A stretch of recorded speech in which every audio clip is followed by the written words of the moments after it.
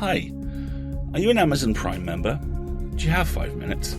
Then you could support us with $5 a month for free. Head to escapeartists.net/Twitch for a walkthrough.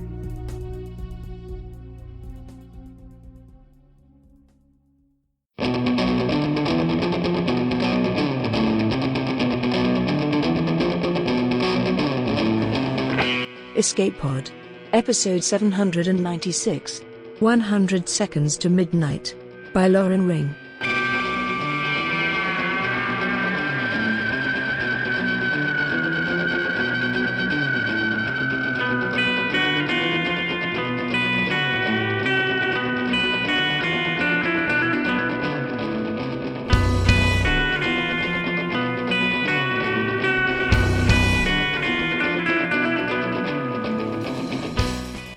Hello, and welcome to Escape Pod, your weekly science fiction podcast.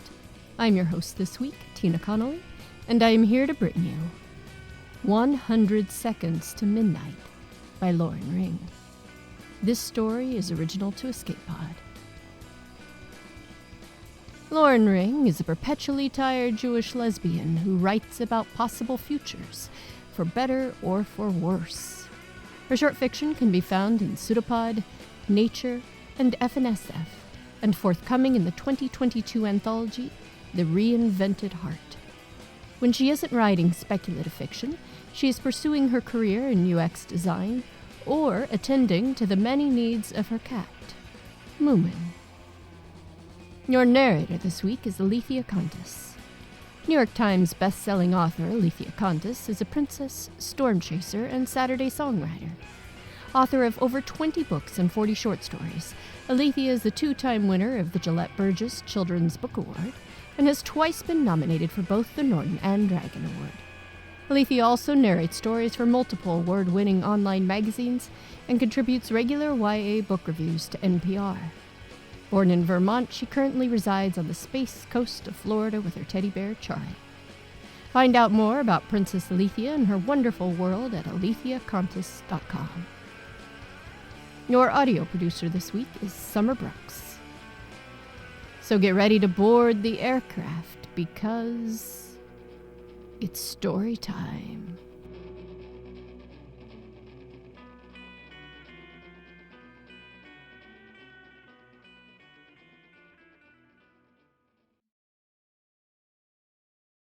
"100 Seconds to Midnight" by Lauren Ring. Narrated by Alethea Contis. I wake up before the plane lands. It's static dark, the kind of hazy, late night where the air itself seems full of shadows and my eyes refuse to focus. For a moment I feel as though I am stuck in my dream of great heights, dangling weightless above the earth in a kaiju's monstrous claw. The steady thrum of the engine grounds me in reality. I'm still high above ground, but the only kaiju on this flight are the profiles tucked in my folder from this afternoon's insurance pitch. Next to my travel receipts are dozens of photos of those hulking beasts. Their files are neatly sorted, alphabetized by incident location, and color-coded by average damage severity. That folder is as close as I have ever gotten to a kaiju. It's just past 10 here on the East Coast, later than at home in Portland, but earlier than what I've adapted to over the course of this trip. While nearby passengers crane their necks to see out the windows, I clean up my tray table and wait for the cabin lights to fade back on. When we land, the pilot welcomes us to Charlotte Douglas, my home away from home. We file out into the chilly terminal in relative silence. There is a young man playing the piano in the concourse, and his soft tune has an otherworldly air. Or maybe that's just me. My eyes are sore and puffy, my mouth is dry as a bone, and my neck aches despite the cushion of my travel pillow. I barely feel human. 2 cups of overpriced coffee later, I feel human enough to get back to work. I have 2 hours until my connecting flight back home, and since this flight was on the company dime, so is my layover. They'll expect my full write-up first thing in the morning. Our potential client this time is Sandstorm, a multimedia conglomerate so large that their change in insurance was on a need-to-know basis. I didn't even know who I would be meeting with until I officially joined the account, and for good reason. My company, Upper Citadel Insurance, is one of the only insurance providers to include a kaiju damages plan. If people knew that companies the size of Sandstorm were buying up kaiju insurance, they would either panic or dismiss them as paranoid. Neither route was great for Sandstorm's business model. So the meeting was secret, the trip was confidential, and I couldn't even tell my wife where exactly I was going. "I understand, Adelaide," Cam said last night as I threw clothes in a suitcase. "You know I trust you. But can't you take a break sometime? Not even off work, just to come home every night for a while? All those red eyes are getting to you."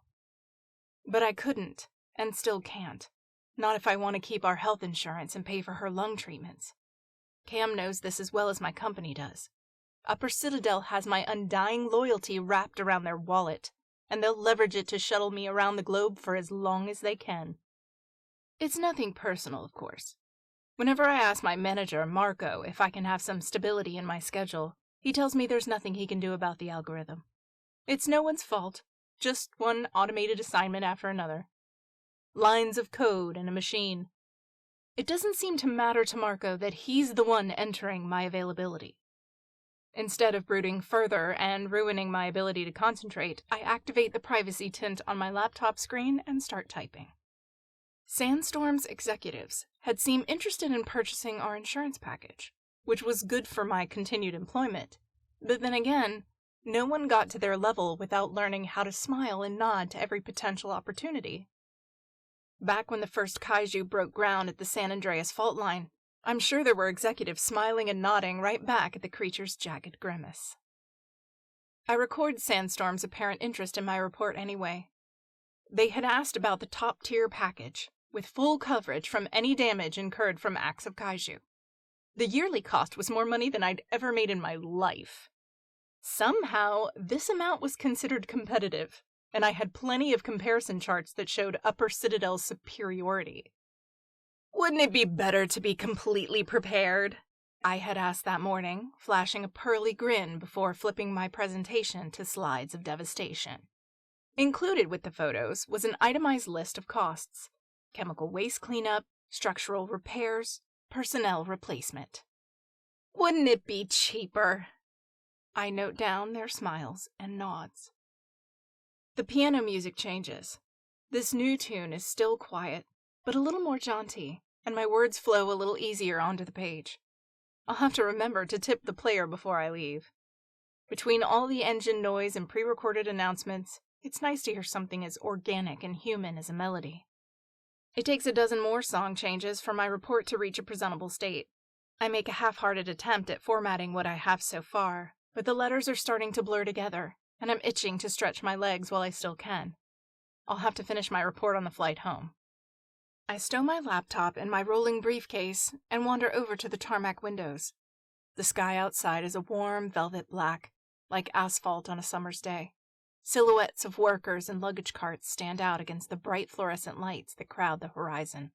And, of course, there are the airplanes. A large jet taxis up to a neighboring gate. Its window shades are all open, but I'm too far away to see the tired faces inside. Further out on the runway, another plane thunders down to land, wheels out. Occasional wing lights blink as a silent fleet, traveling to destinations unknown, weaves in and out of the cloudy night sky. Where some might see the miracle of flight, I can only see dollar signs. Even Charlotte Douglas and its planes are insured against kaiju damages by Upper Citadel. I'm not on that account, but it's not confidential like the Sandstorm proposal. All of the airport's assets, from terminal buildings to luggage carts, are accounted for and priced appropriately. For years upon years, money funnels from the airport to Upper Citadel, in case of something that might never happen. Such is the business. Statistically speaking, the timing of major kaiju attacks has been fairly random since the first rampage. But the rising of the kaiju isn't randomly spatially dispersed. There are smaller strikes scattered here and there, but the largest beasts have been determined to be connected to fault lines. This puts certain places, like Charlotte, at more risk for an attack. I'm sure that's in our models somewhere, Our risk analysts spin up numbers and I read out prices, and it all somehow balances out, give or take a little collateral damage. The taxiing jet docks seamlessly at its gate, and I wander on down to the nearest group of shops. No more coffee for me, not if I still want to sleep when I get home, but a bite of pastry couldn't hurt. There aren't many people around at this hour, so I step right up to a bakery kiosk and peer into its display case. As I go to purchase a cranberry scone, my phone buzzes. I don't want to be that person, the hairy businesswoman who can't wait a second to finish a transaction before answering her phone. But it keeps buzzing, and buzzing and buzzing and buzzing. Excuse me. I scramble for my phone and the cashier yawns. I'm sorry, just a moment. It's 11 on the dot, and I have 2 missed calls and 4 texts from my manager that all say the same thing. Adelaide, pick up your phone. The pit drops out of my stomach as my exhausted mind struggles through drowsiness to fear. Did something happen at Upper Citadel? Did Sandstorm back out? Am I getting fired? My manager calls again, and I jab the accept button. Where are you right now? His voice is measured, but I've known him in enough stressful situations to hear the undertone of panic. I'm buying a scone, I answer, confused. At Charlotte Douglas? Yes, my flight isn't for another hour. What's going on, Marco? You need to get out of there, he says. There's been a rising in the Charleston seismic zone. Trying to stay calm, I turn away from the bored cashier and cut my phone against my ear. Are you sure I'm in danger? That's hundreds of miles away. Can't the National Guard handle it before it gets close? This one's big and moving your way fast. They think it'll be in Charlotte by midnight. Outside the tarmac window, the just-docked plane detaches from the gate and starts leading back to the runway. No passengers have deplaned. At the abandoned gate, the waiting travelers mill about uneasily as the gate agent bends over her monitor. Her hand is pressed to her headset like her life depends on it. It's big, but light, and so far it hasn't done much more than crush some cars. But they're warning everyone in its trajectory now. I wanted to give you a heads up before all the fueled planes are gone. I'll try to get clearance for the company card to buy you a seat. I think it's a little too late for that. Another jet, this time one that was already slated to depart, rolls away from its gate. Travelers at the abandoned gates flock to the help desk for answers. They're not gonna like what they hear. I'll ask around, says Marco. Do what you can to stay safe over there. Oh, and Adelaide? Yes? Can you try to send over that report before the kaiju gets close? Just in case, of course, but we really need to close this Sandstorm deal. The roar of a jet taking off overhead drowns out my incredulous laugh. Sure, Marco, no problem. I'll see you Monday. With that, I end the call and finally pay for the scone I no longer have the appetite to eat. The cashier now looks more concerned than bored. I doubt this cafe pays enough for her to ever afford a last-minute plane seat, no matter what, but I drop a hefty tip in her jar anyway. An hour to go. I walk on numb legs back to my gate, texting Cam as I weave between rolling suitcases. I type and erase, type and erase. There are no appropriate emojis for, I might die in an hour, call me. Unable to settle on a warning text, I call her instead. When I speak, it sounds like a stranger's voice, tight and heavy with unshed tears. Cam, my love, please call me when you get this. I'm at the airport, and there's trouble. I shouldn't say it out loud. I don't want any panic, but I'm sure you can guess what I mean. Please call. I want to hear your voice. I love you. My gate is quiet. Our assigned plane is supposedly on its way, but is no doubt being rerouted in the air. The general airport, ennui, has given way to low, roiling fear. Only the children are asleep now. I slump into a cold leather seat and stare at the clock on my silent phone, watching the seconds tick away. Excuse me, a woman next to me asks. She is shielding the ears of a sleeping baby boy as a red-faced man hurls obscenities at a nearby gate agent. Do you know what's going on? Is there some sort of problem? I know I shouldn't tell her. I know what Marco said was confidential, for my ears only. Behind us, the man begins to shout. He drowns out the gentle piano music and the baby stirs. The woman's lips draw tight as she rocks her son back and forth. Her movements are gentle, but her eyes are desperate. Cam rocks like that sometimes, when she's too overwhelmed to speak. "Did you drive here, ma'am?" I ask. She nods. "Head back home, or find shelter," I advised. "Skip this flight and go hunker down. If they don't refund you, call me." I hand her my business card. It's a nice cream linen blend with stamped ink, and handing it out always leaves an impression carefully calculated for return on investment. "Adelaide Thomas," the card reads in a crisp sans serif. It has my phone number in a smaller type, followed by Upper Citadel Insurance, and their floating castle logo. And beneath that, inked in the sickly blue shade familiar from 100 news broadcasts, Kaiju Coverage Specialist. The woman's desperate eyes go wide and she stops rocking her baby. He fusses and tugs at his mother's sleeve as she starts shoving scattered supplies into her bag. "Thank you," she whispers. "Don't mention it." I hadn't really meant it as an instruction, but she nods solemnly and packs in silence. I don't watch her leave. There are no new notifications on my phone. It's early yet for Cam back across the time zones to safety, and she's not expecting to hear from me until I land at Portland International. My voicemail is most likely blinking unheard in her back pocket. I would call again, but despite my years of pleading, Cam always keeps her phone on silent. It wouldn't make a difference. Instead, I pop open my ride-sharing app of choice and select a hotel outside the path of destruction. "Pricing surge," the app reports as my ride price climbs up through triple digits. "Demand is high in your area." The only car icons still visible on the map are moving at a steady clip away from Charlotte Douglas. The local news must have picked up the Kaiju trail already. There's no use blaming the app for price gouging. They'll just say it's supply and demand. The price adjustment is automatic. I could leverage my paycheck and summon some desperate local driver with the click of a button, but even that is no guarantee of safety. Buildings survive these attacks at a higher rate than vehicles anyway. At least, the structure of the buildings do. Our internal reports aren't as concerned with the people inside said structures. Workers' compensation isn't a big-ticket item. I'd look up the mortality statistics from some other source, but there's no value in depressing myself further. Over by the help desk, a large flat-screen TV switches from a college football recap to an emergency news broadcast. I'm not close enough to hear the reporter, but the chyron beneath her is clear enough. "Carolina Kaiju Chaos" will make a great headline for tomorrow's paper, if any of us are around to read it.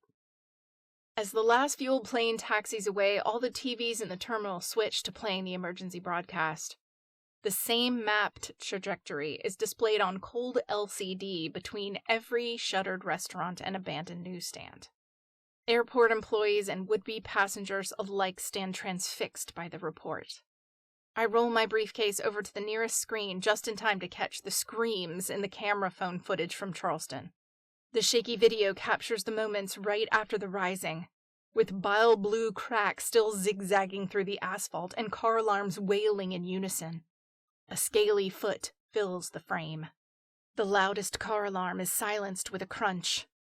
The witness pans up to reveal a sleek kaiju, as aerodynamic as it is massive.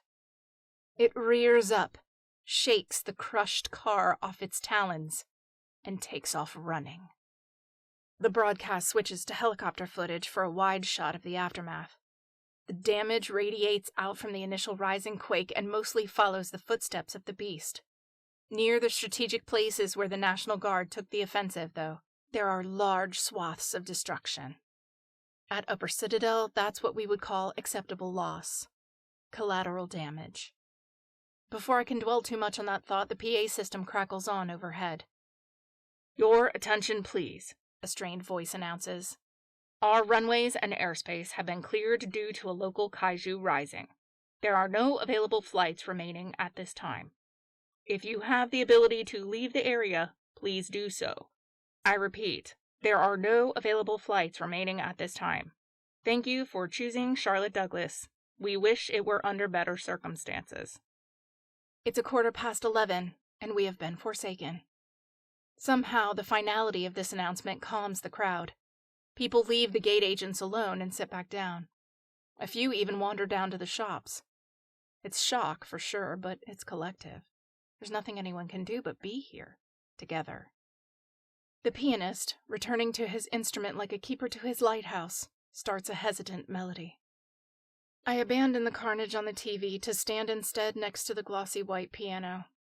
There are still no notifications on my phone, but I see Cam in the pianist's eyes, in the way he pours himself into his art. His hands stop shaking, and the music swells over the news reporter's solemn voice. It's a complex tune, full and powerful. Everything he played before in this concourse might as well have been elevator music compared to this. I may never understand why the band played as the Titanic sank, but now I think I understand how it would have felt to listen from the icy water. A new crowd is forming, this time around the piano. Strangers fill the pianist's tip jar to the brim with coins and bills, and I pour out my purse as well. A child props herself up against the piano leg to listen. Over in the shadows of an abandoned gate, 2 teenage boys slow dance, badly, but with passion. Music echoes around the glossy airport, filling it from linoleum floor to distant eaves. The slim, waning moon emerges from behind thick clouds outside, casting the last of this lunar cycle's glow across empty runways. In the distance, tall oaks sway. Would anyone like some tea? The cashier from the cafe has brought out a tray of sample cups. It's chamomile, soothing. The spell is broken. Conversations start up all around the piano, everything from the obvious topic to idle chatter. The child beneath the piano starts chipping paint off its leg. Video chats to loved ones fill with bittersweet smiles instead of tears. I take a cup of chamomile and let it warm my weary hands as we return to something better than normal. The cashier brought hot cocoa for the children, too, and it turns out there is a librarian at the next gate who knows just what picture book will distract them. A group of teens in hoodies set up a portable projector and start up some colorful racing game. Airport employees pass out phone chargers and honey-roasted peanuts. The majesty of the piano never waves, and the TV broadcasts drone on in the background. But they all have become part of a larger song, our swan song. I drink my tea. I eat my scone. And at 15 minutes to midnight, my phone rings. "I just heard your voicemail," Cam says. She's chosen a video call, and I can see the tear tracks on her cheeks. "I checked the news. They were showing drone footage. That thing has already crossed state lines. Please tell me you're not still at Charlotte Douglas." "I'm sorry, my love. Marco warned me too late." A lump forms in my throat. "You were right. I travel too much." "We can talk about that when you get home." "Cam," I start, but she shushes me, so I hold my tongue. There's nothing to say anyway. Nothing that we both don't already know. Instead of talking, I stare at the screen, trying to save her in my heart. Not just her lips and her eyes and her hair. Not a romanticized memory, but all of her. Her teeth and her ears, and the scar on her chin. The airport power shuts off. We are bathed in dim gray moonlight. Phone flashlights flick on throughout the dark terminal, like lighters at a concert, or candles at a wake. Midnight will decide which comparison is more appropriate. "I'll call you the second I'm safe," I say, forcing a smile for her benefit alone. "I'll be waiting," Cam replies. I end the call so she doesn't have to. Without a word, an elderly man hands me a pack of tissues, but I haven't cried in years. No time for that when I have to hit my metrics. This was never on any spreadsheet, though. The Sandstorm debriefing report saved on my laptop has no sections for piano music or chamomile tea. We can feel the kaiju approach long before we can actually see it. The ground shudders in long, rolling motions, like the aftershocks of a high-magnitude earthquake, as the vibrations of monstrous footsteps carry us all toward midnight. Military vehicles surround the terminal, and men with guns pour out, shouting to each other, getting in position. We look at them. They don't look at us. If I had their job, I wouldn't look at us either. Inside, it is quiet. One by one, the phone flashlights go dark. I look for the barista, for the pianist, for the mother I warned, but I don't see any of them. Have I ever thought this much about strangers before? Have I ever kept them in my mind longer than the brief moments of our interaction? The official emergency notification finally hits every phone in the airport just 5 minutes before midnight. Kaiju rising in Charleston, South Carolina. Projected route through North Carolina. National Guard engaged. Your geotag is within a designated combat radius. Please leave immediately. There are a few scattered, uncomfortable laughs and some attempts to keep the distraction going, but the sleepover atmosphere dissipates just as quickly as it appeared. Tanks keep rolling past the tarmac windows. Smoke from distant fires chokes out the moon. There's no more hoping for an altered path. The last minutes tick away on my phone, cold and unyielding against my wedding photo lock screen. "Look," someone whispers. I glance at him, of the teenagers who had been dancing earlier, and then follow where he points. A blur has appeared in the distance, dark against dark, visible only where it extends above the tree line. The tremors rise to a fever pitch. We clutch our armrests in grim silence. The tanks and soldiers ready their guns. It's 100 seconds to midnight. Every carefully calculated prediction has come to pass. And all I can think is that whoever designed this trajectory plotter is definitely going to get a raise. The kaiju slows to a trot as it approaches. The ground stops shaking. Without its blur of speed, the kaiju's massive form is clear in the moonlight, all craggy skin and lithe bands of muscle. Despite its size, it moves with ease and an alien kind of grace. It shies away from the tanks. As it gets closer, I can see why. Dark blue blood leaks from the missile wounds that pepper its hide like so much buckshot.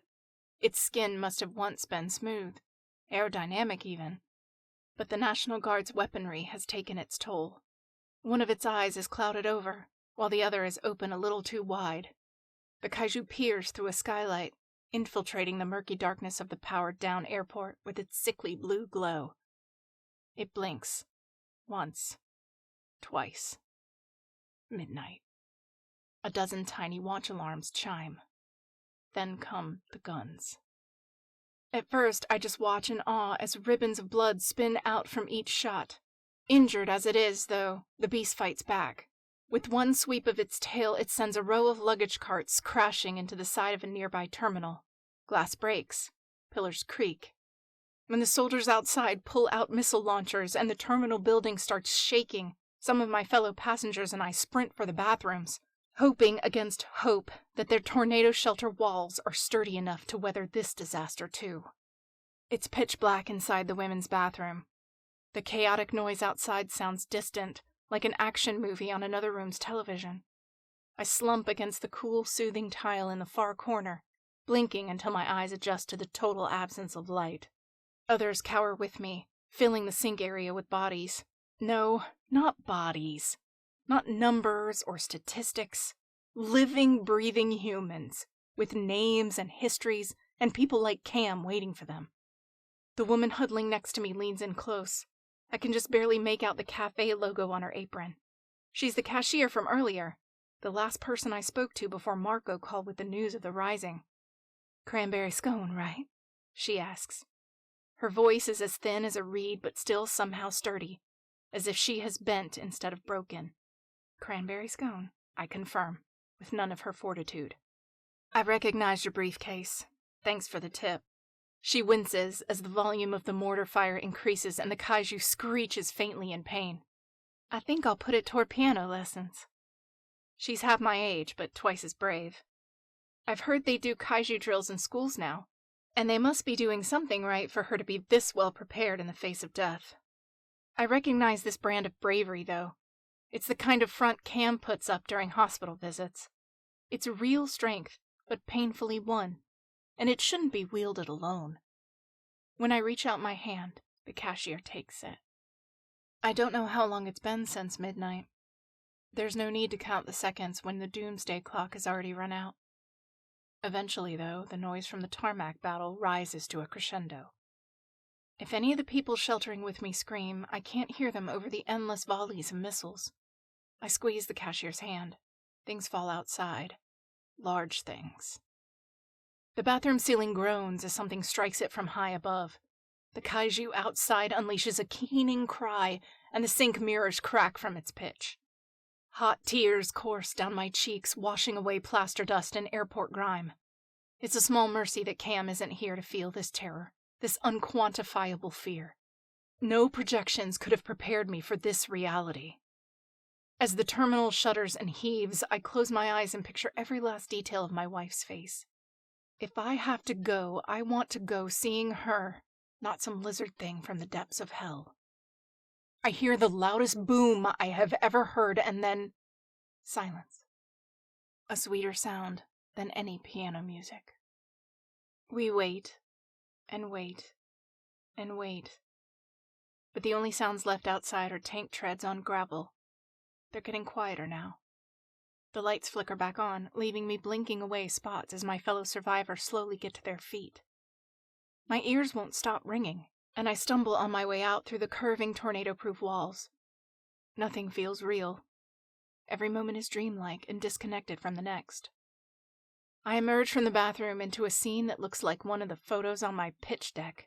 The familiarity breaks through my shock, and I begin to mentally catalog the shattered windows and crushed gate decks. Every bit of damage here will be itemized for claim submission and sent to one of my colleagues at Upper Citadel. I can practically see the stacks of paperwork. The piano still stands. Its glossy surface is splintered and bits of debris from the ceiling cover its keyboard, but it's there. Someday soon, it will be played again. While the rest of us wander about in a daze, the pianist rushes over and begins gently unearthing his instrument from the rubble. "Thank you," says the young cashier.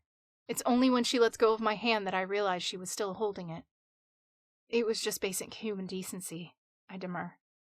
Already the icy shell of professionalism threatens to creep back over my heart. "But thank you too. I'm glad I wasn't alone." She smiles, nods, and heads off toward the pianist, texting as she goes. I pull out my own phone and place a call to Cam with shaking fingers. No more silenced notifications for her. She picks up on the first ring. "I'm okay," I manage to get out, and then it's nothing but tears from the both of us. Time stretches out before me like an endless runway. At some point during my call with Cam, I sit again and want to laugh at the thought of waiting for my flight to board. It's real, though. I can go home now and put this night behind me. "Your attention, please," someone announces from the mangled remnants of the PA system. "The kaiju threat has been neutralized. Our runways are blocked, so we're going to bus you to another airport. We'll get you all home just as soon as we can." It takes all night to organize the new flights. Dawn breaks as I finally board my flight to Portland. To Cam. I only let myself relax when the plane climbs high above North Carolina. The first rays of sunlight gleam on the kaiju carcass still sprawled across the runways of Charlotte Douglas. I close my window shade, pull out my laptop, and open the sandstorm report once more. Just a few more changes to make, and then I'll send it off to Marco. I enter new values into the quote calculator and use the results to alter the numbers on my report. Upper Citadel will assume that Sandstorm has changed their asset allotment, and Sandstorm will think this is Upper Citadel's counteroffer on pricing. But at the other end of that algorithm, there's only me, moving coverage percentage points from shareholder payouts to personnel compensation, protecting the futures of strangers I may never meet, rebuilding lives, not stock portfolios, paying for piano lessons. Before tonight, I had pitied the kaiju victims, but they were still just numbers to me. Their suffering was academic. When it came right down to it, though, it was Upper Citadel that saw me as little more than a report deadline and a potential life insurance payout. In the terminal, by the piano, under the trembling bathroom ceiling, I felt real compassion even through my fear. We are all so small, so fragile. We have to look out for each other however we can before time runs out. I save the altered report and email it to the rest of the team on the Sandstorm account. If anyone from management questions me, I'll tell them what Marco always tells me. I'm not responsible for the changes. Not really. It's the algorithm. And after all, I'm only human.